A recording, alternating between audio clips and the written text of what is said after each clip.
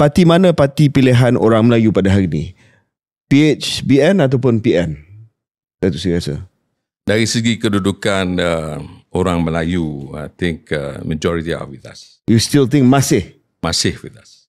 Dan adakah Datuk Seri rasa banyak puncanya, tapi apa pandangan Datuk Seri berkenaan dengan hubungan UMDAP ni, UMNO dengan DAP? Sebab Datuk Seri sebagai bekas pemimpin kita sama-sama okey, betul lah.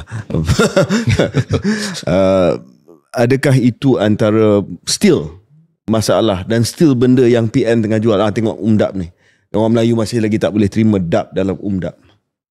Dia beginilah, pada saya masing-masing mempunyai strategi untuk menang dalam pilihan. I don't think kebanyakan majority orang Melayu boleh menerima DAP. That's the reality. Majority, saya kata ya.